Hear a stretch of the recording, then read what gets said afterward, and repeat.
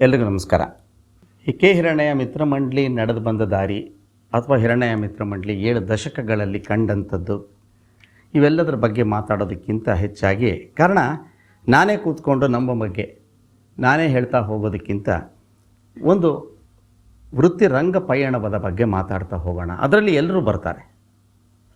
K ಹಿರಣ್ಣಯ್ಯನವರು ಬರ್ತಾರೆ, ಗುಬ್ಬಿ ವೀರಣ್ಣವ್ರು ಬರ್ತಾರೆ, ವರದಾಚಾರ್ಯರು ಬರ್ತಾರೆ, ಮತ್ತು ಅವತ್ತಿನಿಂದ ಇವತ್ತಿನವರೆಗೂ ಬಂದಂಥ ಎಲ್ಲ ರಂಗಭೂಮಿಯ ಆಸಕ್ತರು, ರಂಗಭೂಮಿಯ ಕಲಾವಿದರು, ರಂಗಭೂಮಿಗೆ ದೇಣಿಗೆ ನೀಡಿದಂಥ ಅನೇಕರು ಬರ್ತಾರೆ. ಈ ರಂಗ ಪ್ರಯಾಣದ ಬಗ್ಗೆ ನಾನು ಮಾತಾಡಬೇಕಾದ್ರೆ ಎಲ್ಲವೂ ನಮ್ಮದೇ ಅಲ್ಲ. ಕೆಲವು ಕೇಳಿದ್ದು, ಕೆಲವು ಕಂಡದ್ದು, ಕೆಲವು ನಾನು ಅನುಭವಿಯಾಗಿ ಅನುಭವಿಸಿದ್ದು. 3 ಹಂದರಗಳಲ್ಲಿ ಇದನ್ನು ಒಂದು ರೀತಿಯಲ್ಲಿ ಚಾಪ್ಟರ್ಸ್ ಅಂತ ಡಿವೈಡ್ ಮಾಡಿಕೊಂಡು ಹೋಗ್ಬೋದು ಅಂತ ಅನಿಸುತ್ತೆ.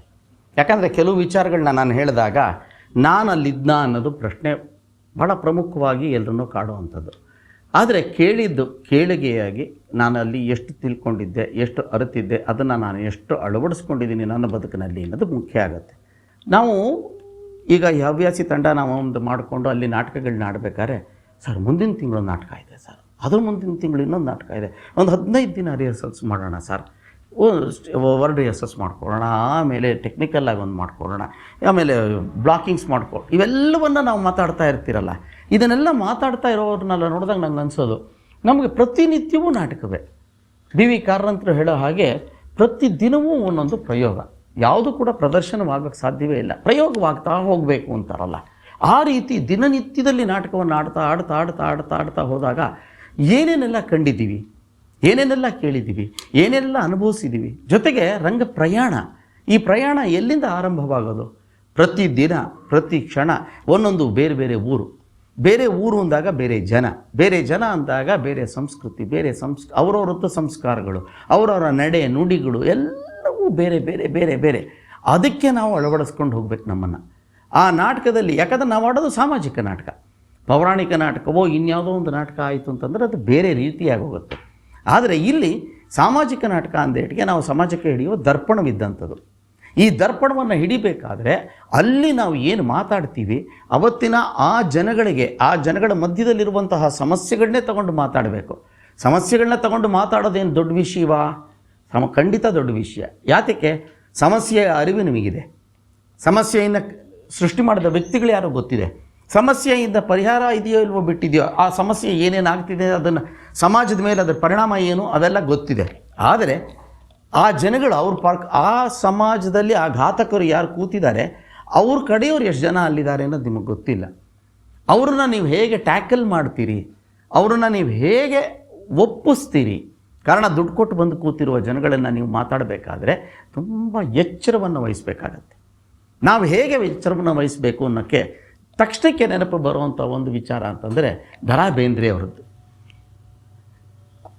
ಮಧ್ಯದಲ್ಲಿ ಯಾವಾಗಲೂ ಹಿರಣ್ಣಯ್ಯ ಮಿತ್ರಮಂಡಳಿಯ ನಡೆಯಲ್ಲಿ ಮುಂದೆಲ್ಲೋ ಹೋಗಿರ್ತೀನಿ, ಹಿಂದೆ ಬರ್ಬೋದು. 1963-64 ಇಸ್ವಿಯಲ್ಲಿ ನಾವು ಹುಬ್ಬಳ್ಳಿಯಲ್ಲಿ ಮೊಕ್ಕಾಂ ಮಾಡಿದ್ವಿ.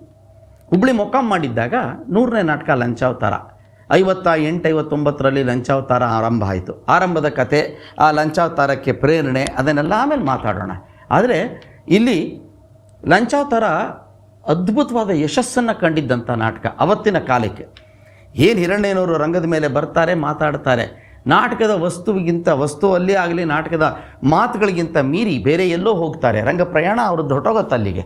ಅಲ್ಲಿ ದತ್ತುವಾಗಿ ಬಂದಂಥ ಮಾಸ್ಟರ್ ಹಿರಣ್ಣಯ್ಯನವರು ಮಧ್ಯದಲ್ಲಿ ಮಾಸ್ಟರ್ ಹಿರಣ್ಣಯ್ಯ ಆಗ್ತಾರೆ, ಆಮೇಲೆ ಮತ್ತೆ ದತ್ತುವಾಗ್ತಾರೆ. ಈ ಥರದಲ್ಲಿ ಲಂಚಾವತಾರ ನಡ್ಕೊಂಡು ಹೋಗಿ ತುಂಬ ದೊಡ್ಡ ಯಶಸ್ಸನ್ನು ಕಂಡುಬಿಟ್ಟಿತ್ತು. ಅಲ್ಲಿ ತನಕ ರಾಜಕೀಯದ ಮಾತುಗಳನ್ನು ರಂಗದ ಮೇಲೆ ಆಡಬಹುದು, ಅಂದರೆ ಸಾಮಾಜಿಕ ವಸ್ತುವನ್ನು ನಾಟಕವಾಗಿ ಇಟ್ಕೊಳ್ಳೋದು ಬೇರೆ, ಅಲ್ಲಿ ರಾಜಕೀಯವಾದಂತಹ ವಿಚಾರಗಳನ್ನು, ರಾಜಕೀಯದ ವಸ್ತುಗಳನ್ನು ರಂಗದ ಮೇಲೆ ತರುವಂಥದ್ದು ಬೇರೆ. ಜೊತೆಗೆ ಮಾತುಗಳು, ರಂಗಕ್ಕೆ ತನ್ನದೇ ಆದಂಥ ಒಂದು ಗೌರವ, ಒಂದು ಶಿಸ್ತನ್ನು ಕಾಪಾಡ್ಕೊಂಡು ಬಂದುಬಿಟ್ಟಿತ್ತು. ಆ ಶಿಸ್ತು ಎಲ್ಲವನ್ನು ಮೀರಿದಂತಹ ಕೆಲವು ಮಾತುಗಳು ನಮ್ಮಪ್ಪ ಆಡಿಕೊಂಡು ಭಾಳ ಯಶಸ್ಸಾಗೋಗಿತ್ತು. ಭಾಳ ಯಶಸ್ವಿಯನ್ನು ಕಂಡಿದ್ದಕ್ಕೆ ಕಾರಣ ಏನು ಅಂದರೆ, ಸಾಮಾಜಿಕವಾಗಿ ಪ್ರಾಬಬ್ಲಿ ಕೆಳಗೆ ತುಳಿತಕ್ಕೆ ಒಳಗಾಗಿರುವಂತಹ ಜನಗಳ ಒಂದು ಬೆನ್ನೆಲುಬಾಗಿ ಅಥವಾ ಪ್ರಾಯಶಃ ಅವರನ್ನು ನಾವು ಪ್ರತಿಬಿಂಬವಾಗಿ ನಾವು ರಂಗದ ಮೇಲೆ ಮಾಸ್ಟರ್ ಹಿರಣ್ಣಯ್ಯನವ್ರನ್ನ ನೋಡ್ತಾ ಇದ್ವಿ. ಎಲ್ಲಿ ತನಕ ಚಾರ್ಲಿ ಚಾಪ್ಲಿನ್ ಆಗ್ಬೋದು, ನೀವು ನೋಡ್ಕೊಂಡು ಹೋಗ್ಬಿಟ್ರೆ ಚಾರ್ಲಿ ಚಾಪ್ಲಿನ್ ಆಗ್ಬೋದು, ಆಮೇಲೆ ರಾಜ್ ಕಪೂರ್ ಆಗ್ಬೋದು. ಇವರೆಲ್ಲರದ್ದು ಸಕ್ಸಸ್ ಎಲ್ಲಿದೆ ಅಂತಂದರೆ ಕಾಮನ್ ಮ್ಯಾನ್ ಅಂತ ನಾವೇನು ಕರಿತೀವಿ, ಆ ಕಾಮನ್ ಮ್ಯಾನ್ನ ಮುಖವಾಣಿಯಾಗಿ ಅವರು ನಿಂತ್ಕೋತಿದ್ರು ರಂಗದ ಮೇಲೆ. ಯಾವ ವ್ಯಕ್ತಿಗೆ ಯಾರ ಬಗ್ಗೆ ಹೇಳಬೇಕು ಅನ್ನೋ ಆಸಕ್ತಿ ಇದೆ, ಆದರೆ ಧೈರ್ಯ ಇಲ್ಲ, ಅವಕಾಶ ಇಲ್ಲ, ಅದಕ್ಕೆ ಏನೋ ಒಂದಷ್ಟು ಸಂಕೋಲೆಗಳಿದೆ, ಅದನ್ನೆಲ್ಲ ಮೀರಿ ನಿಂತು ಮಾತಾಡ್ಬೋದಾದಂಥ ಸ್ಥಳ ಅಂದರೆ ರಂಗಭೂಮಿ. ಆ ರಂಗಭೂಮಿಯ ಮೇಲೆ ಮಾತಾಡುವ ವ್ಯಕ್ತಿಯನ್ನು ತಮ್ಮವ್ರನ್ನಾಗಿಸ್ಕೊಂಡು ತಮಗೆ ಬೇಕಾದ ವಿಚಾರಗಳನ್ನು ಅವ್ರ ಮುಖಾಂತರವಾಗಿ ಹೇಳಿಸೋ ಒಂದು ಪ್ರಕ್ರಿಯೆ ಆರಂಭವಾಗೋಗಿತ್ತು.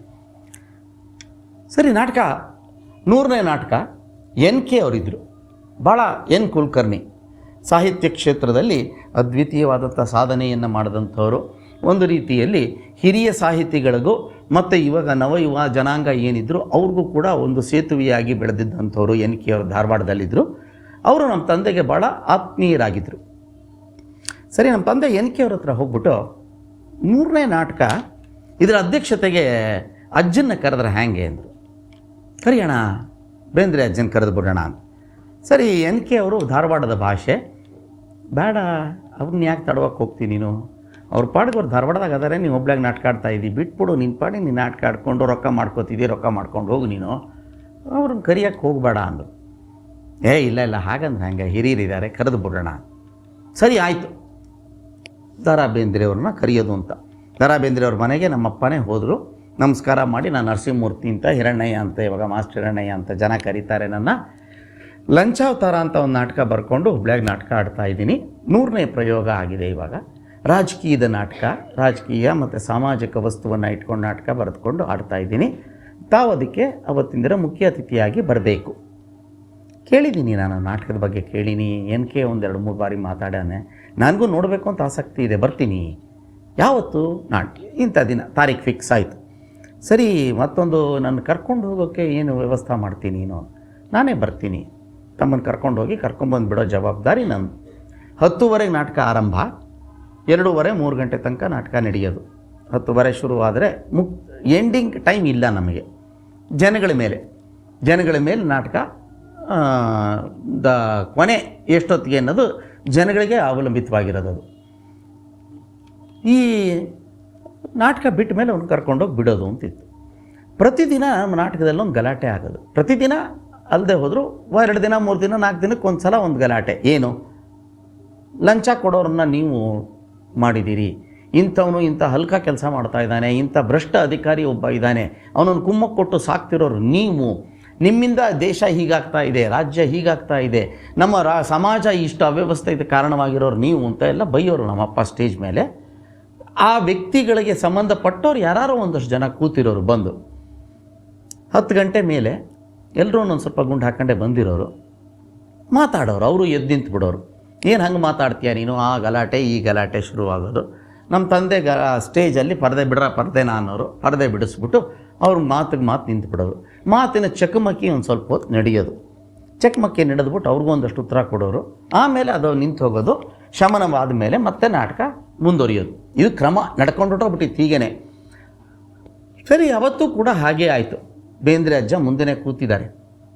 ಕೂತ್ಕೊಂಡು ಅವ್ರ ಪಾಡ್ಗವರು ಛತ್ರಿ ಕೈಯಲ್ಲಿ ಹಿಂಗೆ ಹಿಡ್ಕೊಂಡು ಕೂತವರು ನಾಟಕ ನೋಡ್ತಾನೆ ಇದ್ರು. ಗಲಾಟೆ ಆಯಿತು. ಆ ಕಡೆ ತಿರುಗಿ ನೋಡಲಿಲ್ಲ. ನಮ್ಮಪ್ಪ ರಂಗದ ಮೇಲೆ ಬಂದು ನಿಂತವ್ರಿಗೆ ಮಾತಾಡಿದ್ದನ್ನು ಕೇಳಿಸ್ಕೊತಾ ಇದ್ದಾರೆ. ಯಾವುದ್ರ ಕಡೆಯೂ ಅವ್ರ ಗಮನ ಏನು ಹೋಗಲಿಲ್ಲ. ಅದನ್ನು ನೋಡಲಿಲ್ಲ, ಈ ಕಡೆನೂ ನೋಡಲಿಲ್ಲ. ಇಡೀ ನಾಟಕ ನೋಡಿದ್ರು. ನಾಟಕ ನೋಡಾದ ಮೇಲೆ ನಾಟಕದ ಅಧ್ಯಕ್ಷೀಯ ಮುಖ್ಯ ಅತಿಥಿಗಳಾಗಿ ಅವ್ರು ಬಂದರು, ಉಪನ್ಯಾಸ ಕೊಡಬೇಕು ಅಂದರು. ಮಾತು ಶುರು ಮಾಡಿದ್ರು. ನಾಟ್ಯಶಾಸ್ತ್ರದಿಂದ ಹಿಡಿದು ನಾಟ್ಯಶಾಸ್ತ್ರದಲ್ಲಿ ಏನೇನು ಶಾಸ್ತ್ರದಲ್ಲಿ ಹೇಗೆ ಬರುತ್ತೆ, ಭರತ ಮುನಿಯ ನಾಟ್ಯಶಾಸ್ತ್ರವನ್ನು ಹೇಗೆ ರಚನೆ ಆಯಿತು ಅನ್ನೋದರಿಂದ ಹಿಡಿದು ನಾಟಕದ ಬಗ್ಗೆ, ಅಂದರೆ ರಂಗಭೂಮಿಯ ರಂಗ ಪ್ರಯೋಗದ ಬಗ್ಗೆ ಅದ್ಭುತವಾದಂತಹ 1-1.5 ತಾಸು ಭಾಷಣ ಮಾಡೋದು. ತುಂಬ ವಿಶಾಲವಾಗಿ ಎಲ್ಲವನ್ನು ಪದರವಾಗಿ ಬಿಡಿಸ್ತಾ ಹೋಗ್ಬಿಟ್ರು. ಮಾತಷ್ಟು ಮುಗೀತು. ಎಲ್ಲೇ ಒಂದು ಕ್ಷಣದಲ್ಲೂ ಕೂಡ ಅವರು ಒಂದು ಗಲಾಟೆ ನಡೀತು. ಆ ಗಲಾಟೆಗೆ ಕಾರಣ ಏನು, ಇದೇನಾಯಿತು, ಜನ ಏನು ಮಾತಾಡಿದ್ರು, ಪ್ರಯೋಗ ನಡೀಬೇಕಾದ್ರೆ ಜನಗಳಲ್ಲಿ ರಸಭಂಗ ಮಾಡಬಾರ್ದು. ರಸಭಂಗವನ್ನು ಆದಾಗ ಕೂಡ ಕಲಾವಿದನಾದಂಥವನು ರಂಗದ ಮೇಲೆ ನಿಂತ್ಕೊಂಡು ಅದಕ್ಕೆ ಉತ್ತರ ಕೊಡುವಂಥ ಕಾರ್ಯ ಮಾಡಬಾರ್ದು. ಇವೆಲ್ಲವೂ ಏನು ರಂಗ ನಿಯಮಗಳು, ಏನು ರಂಗ ಶಿಸ್ತಿದೆ, ಇದ್ರ ಬಗ್ಗೆ ಒಂದು ಕೂಡ ಚಕಾರ ಎತ್ತಲಿಲ್ಲ. ಅವರು ಮುಗಿಸಿದ್ರು. ಆಮೇಲೆ ಹೊರಟರು. ಮನೆಗೆ ಹೋಗೋಷ್ಟೊತ್ತಿಗೆ 2:30-3 ಗಂಟೆ ಆಗಿತ್ತು. ನಮ್ಮ ತಂದೆ ಕರ್ಕೊಂಡೋಗಿ ಬಿಟ್ಟರು. ಅವರು ಮನೆ ಒಳಗೆ ಕಾಲಿಟ್ಟಿದಾಗ ನಮ್ಮ ತಂದೆ ನಮಸ್ಕಾರ ಮಾಡಿಬಿಟ್ಟು ಹೊರಟರು. ಸರಿ, ಮನೆಗೆ ಹೋಗಿ ಊಟ ಮಾಡಿ ಮಲ್ಕೊಳ್ಳೋದಷ್ಟೇನಾ? ಹೌದು. ಹಾಗಾದರೆ ಟೈಮ್ ಇದೆ ಅಲ್ವಾ? ಇದೆ. ಕೂತ್ಕೋಬಾ ಹಾಗಾದರೆ ಇಲ್ಲೇ ಅಂದರು. ಹೊರಗಡೆ ಒಂದು ಕಟ್ಟೆ ಇತ್ತು, ಆ ಕಟ್ಟೆ ಮೇಲೆ ಕೂತ್ಕೊಂಡ್ರು.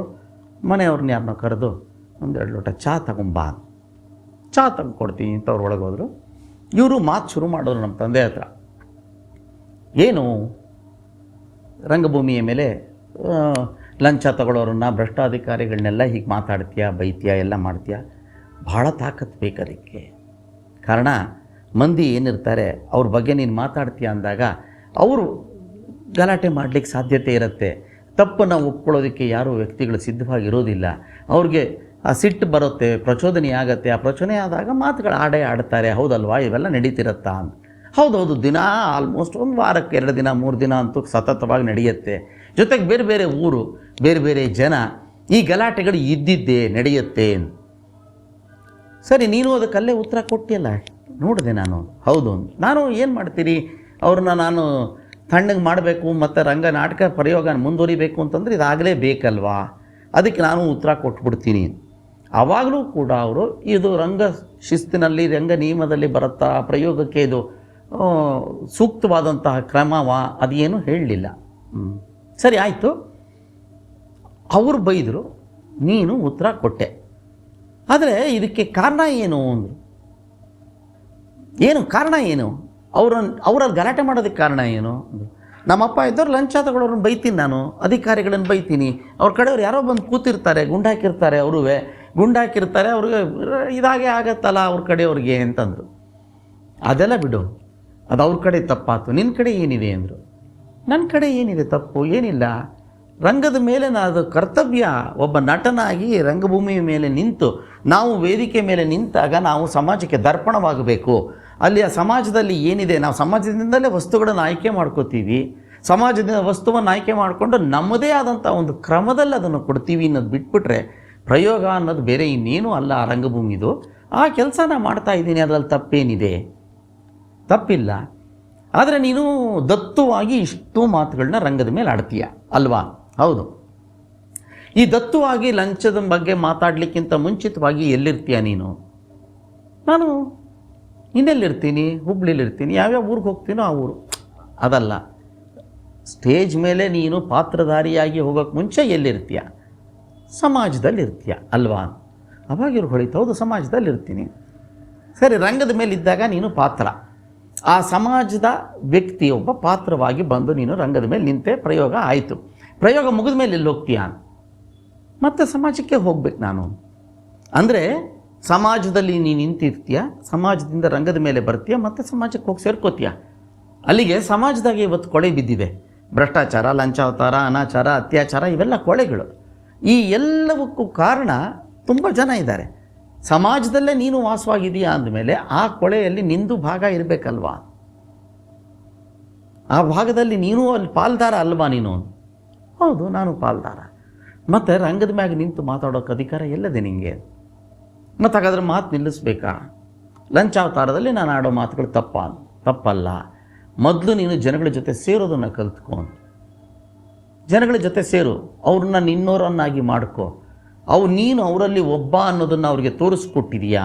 ತೋರಿಸ್ಕೊಟ್ಟಿಲ್ವಲ್ಲ ಅಂದರು. ಹೇಗೆ? ನೀನೇನು ಹೇಳ್ತಾ ಇದೀಯ ರಂಗದ ಮೇಲೆ ನಿಂತ್ಕೊಂಡು? ನೀವು ಭ್ರಷ್ಟಾಚಾರಿಗಳನ್ನು ನೀವು ಸೃಷ್ಟಿ ಮಾಡ್ತಿದ್ದೀರಿ. ಲಂಚ ಕೊಡದೆ ಹೋದರೆ ಒಬ್ಬ ಲಂಚಾವತಾರಿ ಹೇಗೆ ಉಟ್ಕೋತಾನೆ? ಅವನನ್ನು ದಿಟ್ಟತನದಿಂದ ಎದುರಿಸಿ ನಿಲ್ಲಿ, ಹಾಗೆ ಹೀಗೆ ಅಂತ ಸಮಾಜವನ್ನು ಬೈತಾ ಇದೆಯಾ? ನೀವು ಅಂತ ಪ್ರತಿಯೊಬ್ಬರಿಗೂ ಬೆಟ್ಟು ಮಾಡಿ ತೋರಿಸ್ತಾ ಇದೆಯಾ? ಇದರಿಂದ ಆಗ್ತಿರೋದೇನು? ಪ್ರಚೋದನೆಗೆ ಒಳಗಾಗ್ತಾರೆ, ಎದ್ದೇಳ್ತಾರೆ, ಗಲಾಟೆ ಆಗುತ್ತೆ. ನೀವು ಅನ್ನೋ ಪದ ಕಿತ್ತಾಕು, ನಾವು ಅನ್ನೋ ಪದವನ್ನು ಸೇರಿಸ್ಕೋవాలి. ನಾವೆಲ್ಲರೂ ಲಂಚಾವತಾರಿಗಳನ್ನು ಸೃಷ್ಟಿ ಮಾಡ್ತಿದ್ದೀವಿ, ನಾವು ಭ್ರಷ್ಟಾಚಾರಿಗಳನ್ನು ಮಾಡ್ತಿದ್ದೀವಿ. ಅಧಿಕಾರಿಗಳು ಹಾಳಾಗೋದಕ್ಕೆ ಕಾರಣ ನಾವು, ಸ್ವತಂತ್ರ ಇವತ್ತು ದೇಶದಲ್ಲಿ ಹೀಗಾಗ್ತಿದೆ ಅಂದಿದ್ದಕ್ಕೆ ಕಾರಣ ನಾವು ಅನ್ನೋದನ್ನು ಸೇರಿಸ್ಕೊ. ನೀನು ಜನಗಳ ಮಧ್ಯದಲ್ಲಿ ಒಂದಾಗು. ಆವಾಗ ಜನ ನಿನ್ನನ್ನು ಅವ್ರ ರೆಪ್ರೆಸೆಂಟೇಟಿವ್ ಆಗಿ ನಿನ್ನ ರಂಗದ ಮೇಲೆ ನೋಡ್ತಾರೆ. ಈ ರಂಗದ ಮೇಲೆ ನೀನು ರೆಪ್ರೆಸೆಂಟೇಟಿವ್ ಆಗಿ ನಿನ್ನನ್ನು ನೋಡಿದ ಮೇಲೆ ನಿನ್ನನ್ನು ಆಕ್ಸೆಪ್ಟ್ ಮಾಡ್ಕೋತಾರೆ. ನೀನು ಹೇಳೋ ಪ್ರತಿಯೊಂದು ಮಾತನ್ನು ಅವರು ಕೂಡ ತಮ್ಮದು ಅಂತ ಅಂದ್ಕೋತಾರೆ. ಈ ಪ್ರಯೋಗವನ್ನು ಮಾಡಿ ನೋಡು ನೀನು. ಸೂಕ್ತ ಅನ್ನಿಸ್ತು. ಮಾರನೇ ದಿನದಿಂದ ನಮ್ಮ ತಂದೆ ನೀವು ಅನ್ನೋದನ್ನು ಬಿಟ್ಟು ನಾವು ಅನ್ನೋ ಪದವನ್ನು ತಗೊಂಡ್ರು. ಆ ನಾವು ಅನ್ನೋ ಪದವನ್ನು ತಗೊಂಡು ಮುಂದೆ ನೋಡ್ತಾ ಹೋದಾಗ ಅವತ್ತಿನಿಂದ 64ನೇ ಇಸ್ವಿಯಿಂದ 2000 ಆಸ್ಪಾಸಿನವರೆಗೆ 11,000 ಪ್ರಯೋಗಗಳನ್ನ ಲಂಚಾವತಾರ ಕಂಡರೂ ಕೂಡ ಒಂದು ದಿನ ಗಲಾಟೆ ಆಗಲಿಲ್ಲ. ಇನ್ಫ್ಯಾಕ್ಟ್ ಅವ್ರು ಆಡಿದ ಮಾತಿಗೆ ಪ್ರತಿಯೊಂದಕ್ಕೂ ಚಪ್ಪಾಳೆಗಳು ಒನ್ಸ್ ಮೋರ್ ಬೀಳಕ್ಕೆ ಶುರುವಾಯಿತು. ಯಾತಕ್ಕೆ ಮಾತನ್ನು ಹೇಳ್ತಿದ್ದೀನಿ ಅಂತಂದರೆ, ಕೆಲವೊಮ್ಮೆ ಕೆಲವು ಮಾತುಗಳನ್ನು ಕೆಲವು ವ್ಯಕ್ತಿಗಳಿಂದ ನಮಗೆ ಅಮದಾಗಿ ಬರುತ್ತಲ್ಲ, ಅದನ್ನು ಸ್ವೀಕರಿಸೋದನ್ನು ಯಾರು ಹೇಳ್ಕೊಡ್ತಾರೆ ಅಂದರೆ ರಂಗಭೂಮಿ ಹೇಳ್ಕೊಡುತ್ತೆ. ಈ ರಂಗಭೂಮಿಯ ಪ್ರಯಾಣ ಇದೆಯಲ್ಲ, ಇದು ಪ್ರತಿಯೊಬ್ಬರಿಗೂ ಅತ್ಯಗತ್ಯವಾದದ್ದು. ತುಮಕೂರಲ್ಲಿ ಸೀತು ಅಂತ ಒಬ್ಬರಿದ್ದರು. ಸೀತಾ ಮನೋಹರಿ ನಾಟಕ ಸಂಸ್ಥೆ ಅಂತ ಅವರದ್ದು. ಸೀತಾ ಮನೋಹರಿ ನಾಟಕ ಸಂಸ್ಥೆ ವೃತ್ತಿರಂಗಭೂಮಿಯಲ್ಲಿ ಪ್ರಾಯಶಃ ವರದಾಚಾರ್ಯರು ಅವರೆಲ್ಲರೂ ಕಾಲ, ಸುಬ್ಬಯ್ಯ ನಾಯ್ಡುಗಳ ಕಾಲ ಆಯಿತು. ತದನಂತರದಲ್ಲಿ ಕೆ ಹಿರಣ್ಣಯ್ಯನವರು, ಪೀರ್ ಸಾಹೇಬರು, ಸುಬ್ಬಯ್ಯ ನಾಯ್ಡುಗಳು, ಆಮೇಲೆ ಚಿಂದೋಡಿ ವೀರಪ್ಪನವರು, ಇವ್ರ ಕಂಪ್ನಿಗಳೆಲ್ಲ ಇದ್ದು, ಮಾದೇವ ಸ್ವಾಮಿಗಳು, ಇವರೆಲ್ಲರದ್ದು ಒಂದೊಂದು ಕಂಪ್ನಿ ಇತ್ತು. ಆ ನಾಟಕದ ವೃತ್ತಿರಂಗಭೂಮಿಯ ಕಂಪನಿ ಅಂತ ಕರೀತಿದ್ವಿ ನಾವು. ಈ ಕಂಪನಿಯ ಇದ್ದಂತಹ ಸಂದರ್ಭದಲ್ಲಿ ಸೀತಾ ಮನೋಹರಿ ನಾಟಕ ಸಂಸ್ಥೆ ಅಂತ, ತುಮಕೂರು ಸೀತು ಅಂತ ಕರೆಯೋರು, ತುಮಕೂರಿನ ವ್ಯಕ್ತಿಯವರು. ಅವರು ಒಂದು ನಾಟಕದ ಸಂಸ್ಥೆಯನ್ನು ಮಾಡಿಕೊಂಡಿದ್ದರು. ಅವರು ಸ್ತ್ರೀ ಪಾತ್ರಗಳಿಗೆ ತುಂಬ ಫೇಮಸ್ ಆಗಿದ್ದರು. ಸ್ತ್ರೀ ಪಾತ್ರದನ್ನು ಇನ್ನು ಅವರಷ್ಟು ಚೆನ್ನಾಗಿ, ಅಷ್ಟು ಸುಂದರವಾಗಿ ಸ್ತ್ರೀ ವೇಷದಲ್ಲಿ ಮತ್ತೊಬ್ಬರು ಹೇಳೋಕ್ಕೆ ಸಾಧ್ಯವೇ ಇರ್ತಿರಲಿಲ್ಲ. ಪ್ರಾಯಶಃ ನೀವು ದಕ್ಷಿಣ ಕನ್ನಡ ಜಿಲ್ಲೆ, ಉತ್ತರ ಕನ್ನಡ ಜಿಲ್ಲೆಯಲ್ಲಿ ಹೋಗಿ ಯಕ್ಷಗಾನದಲ್ಲಿ ನೋಡಿದ್ರೆ ತುಂಬ ಜನ, ಶಂಭು ಹೆಗ್ಡೆ ಅವ್ರ ಮಗ ಆಗ್ಬೋದು, ಅವರು ಎಲ್ಲರೂ ಇದ್ದಾರೆ. ಅವರೆಲ್ಲರೂ ಕೂಡ ಆ ಸ್ತ್ರೀ ವೇಷವನ್ನು ಹಾಕ್ಕೊಂಬಿಟ್ಟು ರಂಗದ ಮೇಲೆ ಬಂದರೆ ಅವರು ಹೆಣ್ಣು ಅಂತಲೇ ಅಂದ್ಕೋಬೇಕು. ಅಷ್ಟು ಸುಂದರವಾಗಿ ಕಾಣೋ ಹಾಗೆ ಆ ನೆಡುಗೆ, ಆಮೇಲೆ ಇದು ಸೀರೆ ಉಡ್ತಿದ್ದಿದ್ದು ಕ್ರಮ, ತುರುಬು ಕಟ್ಕೋತಿದ್ದಿದ್ದು, ಆಮೇಲೆ ಆ ಮೇಕಪ್ ಮಾಡ್ಕೋತಿದ್ದಿದ್ದು, ಇದೆಲ್ಲದಕ್ಕೂ ಎಷ್ಟು ಚೆನ್ನಾಗಿ ಮಾಡ್ಕೊಳ್ಳೋರು ಅಂತ ತುಮಕೂರು ಸೀತು ಅವರು ಅಂತಂದರೆ, ಒಂದು ಸಲ ಮಾತು ಬಂದುಬಿಟ್ಟು ಒಂದು ಚಾಲೆಂಜ್ ಆಯ್ತಂತೆ. ಅವಾಗ ನಮ್ಮ ತಾತ ಅಲ್ಲಿ ಕೆಲಸ ಮಾಡ್ತಾಯಿದ್ರು. ಕೆ ಹಿರಣ್ಣಯ್ಯ ಮಿತ್ರ ಮಂಡಳಿಯನ್ನು ಆರಂಭ ಮಾಡಲಿಕ್ಕಿಂತ ಮುಂಚಿತವಾಗಿ ವೀರಣ್ಣವರ ಗುಬ್ಬಿ ಕಂಪ್ನಿಯನ್ನು ಬಿಟ್ಟು ಕೆ ಹಿರಣ್ಣಯ್ಯನವರು ಅಲ್ಲಿಂದ ಬಂದು ಸುಬ್ಬಯ್ಯ ನಾಯ್ಡುಗಳ ಕಂಪ್ನಿ ಸೇರಿದ್ರು. ಸುಬ್ಬಯ್ಯ ನಾಯ್ಡು ಕಂಪ್ನಿಯಿಂದ ಒಂದಷ್ಟು ಕಾಲಗಳ ಅಲ್ಲಿದ್ದರು. ಆ ಕಾಲದ ನಂತರದಲ್ಲಿ ತುಮಕೂರು ಸೀತು ಅವರದ್ದು ಸೀತಾ ಮನೋಹರಿ ನಾಟಕ ಕಂಪನಿಯಲ್ಲಿ ಕೆಲಸ ಮಾಡ್ತಾಯಿದ್ರು ಹಿರಣ್ಣಯ್ಯನವರು. ಆವಾಗ ಸುಮ್ಮನೆ ಮಾತು ಬಂದು ಕಿಚಾಯಿಸೋದು ಎಲ್ಲ ಮಾಡೋರಲ್ಲ, ತುಮಕೂರು ಸೀತು ಅವ್ರಿಗೆ ಹೆಣ್ಮಗಳ ಥರ ವೇಷ ಹಾಕ್ಕೊಂಡು ನೀವು ಜನಗಳಿಗೆ ಗೊತ್ತಾಗದಾಗಿರೋಕ್ಕೆ ಸಾಧ್ಯನಾ? ಆಯಿತು ಬಾ ನೋಡೋಣ. ಒಂದು ಮನೆಯಲ್ಲಿ ಅವತ್ತು ಯಾವುದೋ ಒಂದು ಕಾರ್ಯಕ್ರಮ ನಡೀತಾ ಇತ್ತು. ಮುತ್ತೈದೆಯರಿಗೆ ಎಲ್ಲರಿಗೂ ಅರ್ಶಿನ ಕುಂಕುಮವನ್ನು ಕೊಡ್ತಾ ಇದ್ದಂಥ ಟೈಮು. ನೋಡು, ಇವಾಗ ಅಲ್ಲಿಗೆ ಹೋಗಿ ನಾನು ಆ ಹೆಣ್ಣುಮಕ್ಳ ಜೊತೆ ಕೂತ್ಕೊಂಡು ಅರ್ಶಿನ ಕುಂಕುಮ ತಗೊಂಡು ಬಾಗಿನ ಇಸ್ಕೊಂಡು ಬರ್ತೀನಿ, ಬೇಕಾದ್ರೆ ನೋಡು ಅಂತ ಅಂದ್ರಂತೆ ಸೀತು. ನೋಡೇ ಬಿಡೋಣ ಅಂದು ಸೀತು ಅವರು ವೇಷ ಹಾಕ್ಕೊಂಡ್ರು. ಅಲ್ಲಿಗೆ ಹೋದರು. 1-1.5 ಗಂಟೆಗಳ ಕಾಲ ಬರೀ ಹೆಣ್ಣುಮಕ್ಕಳು ಸೇರಿದ್ದಂಥ ಜಾಗ. ಪ್ರವಚನ ಎಲ್ಲ ಮುಗಿಯಿತು. ಅವ್ರುಗಳ ಮಧ್ಯದಲ್ಲೇ ಕೂತಿದ್ದಾರೆ, ಅವ್ರುಗಳ ಜೊತೆ ಮಾತಾಡ್ತಾ ಇದ್ದಾರೆ. ಎಲ್ಲ ಹೆಣ್ಣುಮಕ್ಕಳು ಇವ್ರುಗಳ ಜೊತೆ ಮಾತಾಡಿಕೊಂಡು ಪ್ರವಚನ ಕೇಳಿಕೊಂಡು, ಹೆಣ್ಣುಮಕ್ಕಳು ಮಧ್ಯದಲ್ಲಿ ಒಬ್ಬರು ಇನ್ನೊಂದು ಹೆಣ್ಣು ಕೂತಿದ್ರೆ ಎಷ್ಟು ಸಲಿಗೆಯಿಂದ ಇರೋಕ್ಕೆ ಸಾಧ್ಯವೋ ಅಷ್ಟೇ ಸಲಿಗೆಯಿಂದ ಇವ್ರ ಜೊತೆ ಎಲ್ಲರೂ ಇದ್ದಾರೆ. ಆಮೇಲೆ ಅವ್ರಿಗೆ ಬಾಗ್ನ ಕೊಟ್ಟಿದ್ದಾರೆ. ಬಾಗ್ನೂ ತೊಗೊಂಡ್ಬಿಟ್ಟು ಸೀದಾ ಬಂದ್ರಂತೆ. ಅಲ್ಲಿರೋರ್ಗೆ ಯಾರಿಗೂ ಗೊತ್ತಾಗಿಲ್ಲ. ತುಮಕೂರು ಸೀತು ಅವರು ಒಬ್ಬರು ಗಂಡಸು ಪುರುಷ ಅಲ್ಲಿ ಬಂದು ಅವ್ರ ಮಧ್ಯದಲ್ಲಿ ಕೂತಿದ್ರು. ಇಷ್ಟು ಅದ್ಭುತವಾಗಿ, ಅಂದರೆ ಇವ್ರು ಯಾವತ್ತೂ ಒಂದು ಪ್ರಯೋಗಕ್ಕೆ ತಯಾರಾದವರು ಅಲ್ಲ ಅಂತ ನಾನು ಹೇಳೋದು. ರಂಗಭೂಮಿಗಾಗಿ ತಯಾರಾದವರು. ರಂಗಭೂಮಿಗಾಗಿ ತಯಾರಾದವರು ಅಷ್ಟೇ ಅಲ್ಲ, ತಮ್ಮ ಕಲಾವಿದರನ್ನ ಕೂಡ ರಂಗಭೂಮಿಗೋಸ್ಕರವಾಗಿ ತಯಾರು ಮಾಡ್ತಾಯಿದ್ರು. ಹೇಗೆ ತಯಾರು ಮಾಡೋರು? ಅನಸೂಯ ನಾಟಕದ್ದೊಂದು ದೃಶ್ಯ ಬರುತ್ತೆ. ಆ ದೃಶ್ಯದಲ್ಲಿ ತುಮಕೂರು ಸೀತು ಅವರು ಅಲ್ಲಿ ಅನಸೂಯೆಯಾಗಿ ಪಾತ್ರಕ್ಕೆ ಬರ್ತಾರೆ. ಆ ಪಾತ್ರದಲ್ಲಿ ಇವರು ಸೌಟಲ್ಲಿ ಪಾಯಸವನ್ನು ಬಡಿಸೋಕ್ಕೆ ಹೋದಾಗ ಕೈ ಹೀಗೆ ಹಿಡ್ಕೋಬೇಕು ಅವರದ್ದು.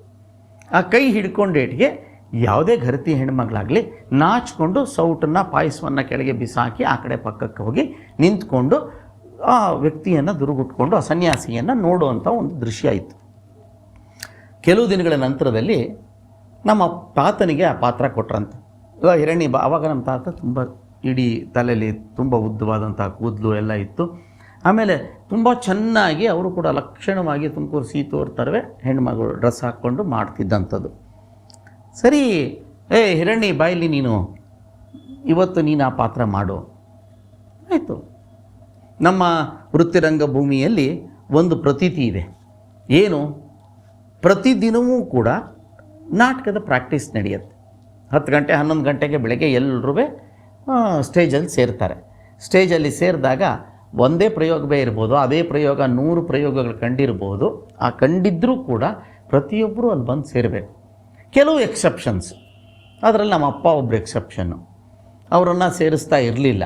ನಮ್ಮ ನಿರ್ದೇಶಕರಾಗಿದ್ದವರು ಯೋಗ ನರಸಿಂಹಮೂರ್ತಿಗಳು. ಅವರು ನಮ್ಮ ಅಪ್ಪ ಬಂದ ತಕ್ಷಣ, ಅಣ್ಣ ಎಲ್ಲರೂ ನಾಟಕದಲ್ಲಿ ಪಾರ್ಟ್ ಮಾಡಬೇಕು, ನೀನು ಬಂದರೆ ಹಾಳಾಗತ್ತೆ ನಾಟಕ, ನೀನು ಬರಬೇಡ ಕಣ, ನೀನೇನಿದ್ರು ಸ್ಟೇಜ್ ಮೇಲೆ ಬಂದು ನೀನು ಕೆಲಸ ಮಾಡ್ಕೊ ಅನ್ನೋರು. ಹಾಗಿದ್ದಂಥವ್ರು ನಮ್ಮ ಅಪ್ಪ. ಅವ್ರು ನಿರ್ದೇಶಕರಾಗಿ ಯಾವತ್ತೂ ಮಾಡಲಿಲ್ಲ. ಯೋಗಣ್ಣವರು ಈ ಥರದವ್ರನ್ನ ಎಲ್ಲರೂ ಸೇರಿಸೋರು. ಸೇರಿಸ್ಬಿಟ್ಟು ಪಾತ್ರಗಳು ರಾಮಣ್ಣ, ವಿಶ್ವ, ಆಮೇಲೆ ಸೀತಾ, ಗೌರಿ, ದಾಸಣ್ಣ, ಈ ಥರದ್ದೆಲ್ಲ ಪಾತ್ರಗಳೇ, ಬೆಂಗಡ್ನೆ, ಮುನಿಯಪ್ಪ, ಇವೆಲ್ಲ ಪಾತ್ರಗಳು ಏನಿದೆ, ಆ ಪಾತ್ರದ ಮಾತುಗಳು ಪ್ರತಿಯೊಬ್ಬ ಕಲಾವಿದನಿಗೂ ಕೂಡ ನಿಯಮಿತವಾಗಿ ನೀನಿಂದು ಇಂಥ ಪಾತ್ರ, ಇಂಥ ದಿನ, ಇಂಥ ನಾಟಕದಲ್ಲಿ ಎಲ್ಲ ಫಿಕ್ಸ್ ಆಗೋಗಿರುತ್ತೆ. ಆದರೂ ಕೂಡ ನಾಟಕದ ಪ್ರಯೋಗದ ದಿನ ಅಂದರೆ ಪ್ರಾಕ್ಟೀಸ್ ದಿನ, ಬಾಬು ನಂದು ಅವತ್ತು ಅದರಲ್ಲಿರೋದು ಬರೀ ಆ್ಯಂಟಿ ಕರಪ್ಷನ್ದೊಂದು ರೋಲು, ಒಂದು ಕಡೆಯಲ್ಲಿ ಬಂದು ಒಂದು 4 ಮಾತಾಡೋದಿದೆ ಅಂತ ಇಟ್ಕೊಂಡ್ರೆ, ಬಾಬು ಸತ್ಯಮೂರ್ತಿ ಮಾತುಗಳು ತಗೋ ನೀನು ಅನ್ನೋರು ಪ್ರಾಕ್ಟೀಸಲ್ಲಿ. ಸರಿ ಸತ್ಯಮೂರ್ತಿ, ನಮಗೇನಂದರೆ ಆಗಲೇ ಪ್ರಮೋಷನ್ ಸಿಕ್ತು, ಏನು ದೊಡ್ಡ ಪಾತ್ರ ಕೊಡ್ತಾ ಇದ್ದಾರೆ ಅಂತ ನಮ್ಮ ಆಸೆ. ಆ ಆಸೆಗೆ ತಕ್ಕಂತೆ ಅವತ್ತಿನ ದಿನ ಎಲ್ಲ ಮಾತುಗಳನ್ನೂ ಅವ್ರು ಆಡ್ತಾಯಿದ್ವಿ. ಮಾರನೇ ದಿನ ಪ್ರಾಕ್ಟೀಸ್ ನಾಟಕಕ್ಕೆ ಹೋದಾಗ ಅವತ್ತಿನ ದಿನ ಏನು ಸತ್ಯಮೂರ್ತಿ ಇಲ್ಲ, ಮತ್ತದೇ ಆ್ಯಂಟಿ ಕರಪ್ಷನ್ ಪಾತ್ರವೇ. ಅದ್ರ ಮಾರನೇ ದಿನ ಹೋದ್ರೆ ಎಲ್ಲ ರಾಮಣ್ಣನ ತಗೊಳ್ಳೋ, ನೀನು ನೋಡೋಣ ಹೇಗೆ ಮಾತಾಡ್ತೀಯಾ ಅಂದರೆ, ನಾಟಕದ ಪ್ರತಿಯೊಂದು ಪಾತ್ರಕ್ಕೂ ಕೂಡ ಪ್ರತಿಯೊಬ್ಬ ಕಲಾವಿದನೂ ಕೂಡ ಸಜ್ಜಾಗಿರಬೇಕು. ಹಾಗಾಗಿ ನಮಗೇನಾಗೋದು ಅಂದರೆ, ಅದರ ಪಾತ್ರ ಬದಲಾವಣೆ ಆಗುತ್ತೆ ಅಂತಂದರೆ ಏನು ಭಯ, ಅಂಜಿಕೆ ಆಗ್ಬೋದು, ಅಥವಾ ಅಯ್ಯೋ ನಾಟಕದ ಡೈಲಾಗ್ ನೋಡ್ಕೋಬೇಕಲ್ಲ ಒಂದು ಸಲ, ಅವೆಲ್ಲ ಏನು ಇರ್ತಿರಲಿಲ್ಲ. ಸ್ಟೇಜ್ ಮೇಲೆ ಹೋಗ್ಬಿಡ್ತಾ ಇದ್ವಿ. ಹಾಗೆ ನಮ್ಮ ತಾತನೂ ಅವತ್ತು ಸೀತು ಅವ್ರು ಮಾಡ್ತಿದ್ದ ಪಾತ್ರವನ್ನು ಮಾಡಿದ್ರು. ನಾಟಕ ಆಯಿತು. ನಾಟಕ ಆದಮೇಲೆ ಆ ಸೀನ್ನ ನಡೀತು. ಆ ಸೀನ್ನಲ್ಲಿ ಅವನು ಸನ್ಯಾಸಿ ಬಂದು ಕೈ ಹಿಡ್ಕೊಡ್ತಾನೆ, ಅದನ್ನು ಸೌಟನ್ನು ಬಿಸಾಕಿದ್ರು. ನಮ್ಮ ತಾತ ಪಕ್ಕಕ್ಕೆ ಬಂದಿದ್ದು, ಸೀತು ಅವ್ರು ಏನೇನು ಮಾಡ್ತಾಯಿದ್ರು ಅದಷ್ಟನ್ನು ನೋಡ್ಕೊಂಡು ಬಂದಿದ್ರಲ್ಲ, ಅದೇ ರೀತಿ ಯಥಾವತ್ತಾಗಿ ಮಾಡ್ಕೊಂಡು ಹೋದರು. ಅದಾದಮೇಲೆ ನಾಟಕ ಬಿಡ್ತು. ಜನದ ಮೆಚ್ಚುಗೆ ಏನೋ ಸಿಕ್ತು ಜನಕ್ಕೆ, ಅಣ್ಣಂಗೆ, ನಮ್ಮ ತಾತನಿಗೆ. ಆದರೆ ಸೀತು ಅವರು, ಹಿರಣಿ ನಾಳೆ ಮನೆಗೆ ಮಧ್ಯಾಹ್ನ ಊಟಕ್ಕೆ ಬಾ ಅಂದರು. ಸಾಮಾನ್ಯವಾಗಿ ಯಜಮಾನ್ರ ಮನೆಗೆ ಕಲಾವಿದರು ಊಟಕ್ಕೆ ಹೋಗೋದು ಬರೀ ಹಬ್ಬ ಹರಿದಿನ ಇಂಥ ಟೈಮಲ್ಲಿ ಮಾತ್ರ. ಇದ್ದಕ್ಕಿದ್ದಾಗೆ ಯಾಕೆ ಕರೀತಿದ್ದಾರೆ ಅಂತ ಇವ್ರಿಗೊಂದು ಸ್ವಲ್ಪ ಭಯ, ಗಾಬರಿ. ಮಾರನೇ ದಿನ ಊಟಕ್ಕೆ ಹೋದರು. ತಟ್ಟೆ ಬಾಳೆ ಎಲೆ ಹಾಕಿದೆ. ಸೀತು ಅವ್ರು ಇಲ್ಲಿ ಕೂತಿದ್ದಾರೆ. ಸೀತು ಪಕ್ಕದಲ್ಲಿ ಹಿರಣ್ಣಯ್ಯನವ್ರನ್ನ ಕೂರಿಸ್ಕೊಂಡ್ರು, ಮತ್ತು ಇನ್ನೊಂದಿಬ್ಬರು 3 ಜನರನ್ನ ಕೂರಿಸ್ಕೊಂಡ್ರು. ಎಲ್ಲ ಕಲಾವಿದರು ಊಟಕ್ಕೆ ಹಾಕಿದ್ದಾರೆ. ಊಟ ಬಡಿಸಿ ಅವ್ರು ಸೀತು ಅವ್ರ ಹೆಂಡತಿಗೆ ನೀನೇ ಬಡಿಸು ಅಂದರು. ಎಲ್ಲ ಬಡಿಸ್ತಾ ಇದ್ರು ಅವರು. ಇದ್ದಕ್ಕಿದ್ದಾಗೆ ಸೀತು ಅವರು ನಮ್ಮ ತಾತನಿಗೆ ಕಿವಿಲಿ ಏನೋ ಒಂದು ಮಾತು ಹೇಳಿದ್ರು. ನಮ್ಮ ತಾತನಿಗೆ ಗಾಬರಿ ಆಯಿತು. ಎದ್ದು ನಿಂತು ಬೆವರಕ್ಕೆ ಶುರು ಮಾಡಿಬಿಟ್ರು. ಆಗಲ್ಲ ಯಜಮಾನ್ರೆ, ನಾನು ಎದ್ದು ಹೋಗ್ತೀನಿ, ಬೇಡ ಬೇಡ ಬೇಡ ಬೇಡ ಬಿಟ್ಬಿಡಿ ನನ್ನನ್ನು, ಬೇಡ ಬೇಡ ಅಂದು. ಯಜಮಾನಾಗಿ ಹೇಳ್ತಾ ಇದ್ದೀನಿ, ಈ ಕೆಲಸ ಮಾಡಬೇಕು ನೀನು ಇವಾಗ. ಸರಿ, ವಿಧಿ ಇಲ್ಲ. ಸಂಬಳಕ್ಕೆ ಕೂತಿರೋ ಕಲಾವಿದ ಇವರು. ಹಿರಣ್ಯ ಮಿತ್ರಮಂಡಳಿ ಇನ್ನೂ ಸ್ಥಾಪನೆ ಆಗಿಲ್ಲ. ಅಕಸ್ಮಾತಾಗಿ ಕಂಪ್ನಿ ಬಿಟ್ಟೋಗ್ಬಿಟ್ರೆ ಹೊಟ್ಟೆಪಾಡು ನಡೆಯೋದಕ್ಕೆ ಸಾಧ್ಯವೇ ಇಲ್ಲ. ಹೀಗಿರ್ಬೇಕಾದ್ರೆ ಯಜಮಾನ್ರ ಮಾತು ಕೇಳಲೇಬೇಕು. ಸರಿ, ಕಷ್ಟಪಟ್ಟು ಒಪ್ಕೊಂಡ್ರು. ಆಯಿತು, ಮಾಡ್ತೀನಿ ಅಂದರು. ಕೈ ಕಾಲೆಲ್ಲ ನಡಗ್ತಾ ಇದೆ, ನಖಶಿಕಾಂತವಾಗಿ ಬೆವರ್ತಾ ಇದ್ದಾರೆ. ಕೂತ್ಕೊಂಡಿದ್ರು. ತುಮಕೂರು ಸೀತು ಅವರು ಆ ಕಡೆಯಿಂದ ಬಡಿಸ್ಕೊಂಡು, ಅವ್ರ ಹೆಂಡತಿ ಬಡಿಸ್ಕೊಂಡು ಬಂದರು. 2 ಸೌಟ್ ಅವ್ರಿಗೆ ಹಾಕಿದ್ರು.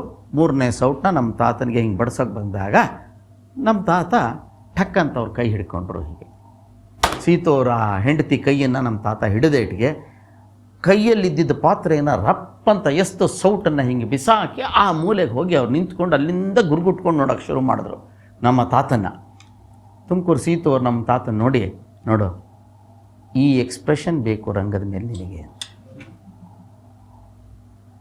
ತುಮಕೂರು ಸೀತು ಅವ್ರ ಹೆಂಡತಿ ಇದ್ದವರು, ಇನ್ನೊಂದು ದಿನ ಏನಾದರೂ ಈ ರೀತಿ ಪ್ರಯೋಗಗಳನ್ನ ನೀವು ಮನೇಲಿ ಮಾಡಿಕೊಟ್ಟು ಕಲಾವಿದ್ರನ್ನ ತಯಾರು ಮಾಡ್ತೀನಿ ಅನ್ನೋ ಆಗಿದ್ದರೆ ನೀವು ಮನೆಯಿಂದ ಹೊರಡೆ, ಇನ್ಮೇಲಿಂದ ಬರ್ಕೊಡು ನೀವು ಒಂದು. ನಮ್ಮ ತಾತ ಎದ್ದೋ ಕಾಲ ನಮಸ್ಕಾರ ಮಾಡಿ, ಇಲ್ಲಮ್ಮ ಯಜಮಾನ್ರು ಹೇಳ್ಕೊಟ್ಟಿದ್ದಕ್ಕೆ ಹಾಗೆ ಮಾಡಿದೆ ನಾನು. ಅಂದರೆ ಒಂದು ಪ್ರಯೋಗಕ್ಕೆ ಒಬ್ಬ ವ್ಯಕ್ತಿಯನ್ನು ತಯಾರು ಮಾಡೋದು ಅಂದರೆ ಈ ರೀತಿ ಪ್ರಯೋಗಕ್ಕೆ ತಯಾರಾಗೋಕ್ಕೆ ಸಾಧ್ಯವಾ ಅಂದರೆ ಆ ರೀತಿ ಪ್ರಯೋಗಕ್ಕೆ ತಯಾರಾಗೋಕ್ಕೆ ಸಾಧ್ಯ ಇದೆ.